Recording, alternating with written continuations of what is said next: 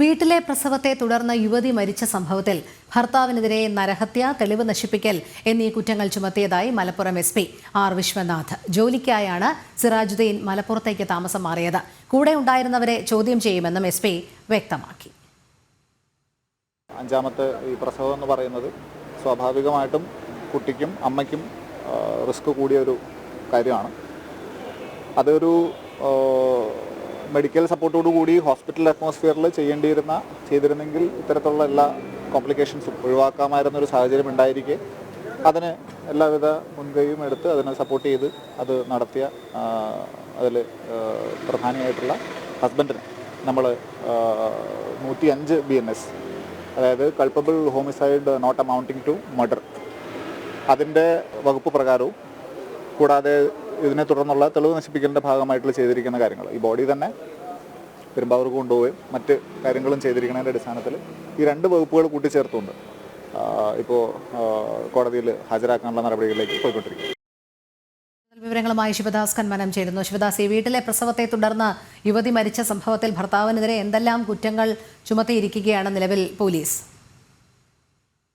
ഭർത്താവിനെതിരെ നരഹത്യ, അതോടൊപ്പം തന്നെ തെളിവ് നശിപ്പിക്കൽ എന്നീ കുറ്റങ്ങളാണ് നിലവിൽ ചുമത്തിയിട്ടുള്ളത്.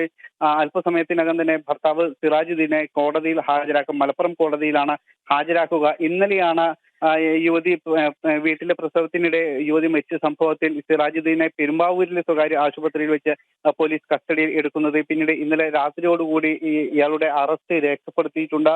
ഇപ്പോൾ മലപ്പുറം പോലീസ് സ്റ്റേഷനിൽ ആണ് ഈ യുവാവ് ഉള്ളത്. മലപ്പുറം SP ഇതുമായി ബന്ധപ്പെട്ട് അല്പസമയം മുൻപ് മാധ്യമങ്ങളെ കണ്ടിരുന്നു. ഇതിൽ പറയുന്ന പ്രധാനപ്പെട്ട കാര്യം, ഈ 2 വകുപ്പുകളാണ് നിലവിൽ ഇയാൾക്കെതിരെ ചുമത്തിയിരിക്കുന്നത്. ഇനി കൂടുതൽ ചോദ്യം ചെയ്യും, അതിനുശേഷം മറ്റു വകുപ്പുകൾ ചുമത്തുന്ന കാര്യം തീരുമാനിക്കും. അതോടൊപ്പം തന്നെ ഈ യുവാവിനോടൊപ്പം ഈ മൃതദേഹം പെരുമ്പാവൂരിലേക്ക് കൊണ്ടുപോകുമ്പോൾ മറ്റു ചിലർ കൂടെ ഉണ്ടായിരുന്നു. അത് ഈ പ്രദേശത്തുള്ള ആളുകളായിരുന്നില്ല.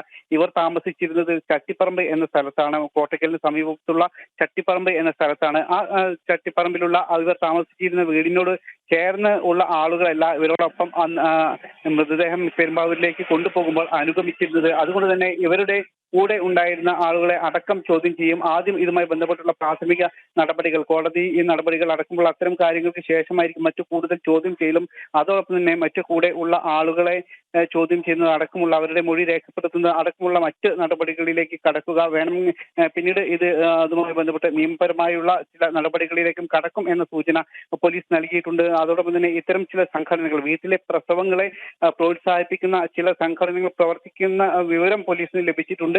അതുമായി ബന്ധപ്പെട്ട് കൂടുതൽ വിശദാംശങ്ങൾ അദ്ദേഹം പറഞ്ഞിട്ടില്ല. അത്തരത്തിലുള്ള കാര്യങ്ങളെല്ലാം തന്നെ അന്വേഷിക്കുന്നുണ്ട് എന്നാണ് പ്രധാനമായും പറഞ്ഞിരിക്കുന്നത്. ഈ നിലവിൽ പ്രാഥമികമായ ചില പ്രോസസ്സുകൾ ഉണ്ട്. അതിനുശേഷമായിരിക്കും അത്തരത്തിലുള്ള നടപടികളിലേക്ക് കടക്കുക എന്നാണ് SP പറഞ്ഞിരിക്കുന്നത്. 5ാമത്തെ പ്രസവത്തിലാണ് വീട്ടിൽ വെച്ച് പ്രസവം നടക്കുമ്പോൾ ഈ യുവതി മരിച്ചത്. അതുകൊണ്ട് തന്നെ 5ാമത്തെ പ്രസവം ആയതുകൊണ്ട് തന്നെ അല്പം കോംപ്ലിക്കേറ്റഡ് ആണ്. സ്വാഭാവികമായും മെഡിക്കൽ സപ്പോർട്ട് ആവശ്യമുള്ള ഒരു സമയം കൂടിയായിരുന്നു ഇത്. പക്ഷേ അത്തരത്തിലുള്ള ഇടപെടലൊന്നും തന്നെ യുവാവിന്റെ ഈ സിറാജുദ്ദീന്റെ ഭാഗത്തു നിന്നും ഉണ്ടായിരുന്നില്ല. അവരോടൊപ്പം ഉണ്ടായിരുന്ന ആളുകളുടെ ഭാഗത്തു നിന്നും ഒന്നും തന്നെ ഉണ്ടായിരുന്നില്ല. ഇതാണ് ഏറ്റവും വലിയ ഒരു കോംപ്ലിക്കേറ്റഡ് അല്ലെങ്കിൽ ഒരു മരണത്തിലേക്ക് എത്താനുള്ള കാരണം. അതുകൊണ്ട് തന്നെയാണ് ഇയാൾക്കെതിരെ ഒരു നരഹത്യ വകുപ്പ് അടക്കം പോലീസ് ചുമത്തിയിരിക്കുന്നത്. രോഹിണി, ശരി, ശിവദാസ് ആണ് വിവരങ്ങൾ നൽകിയത്.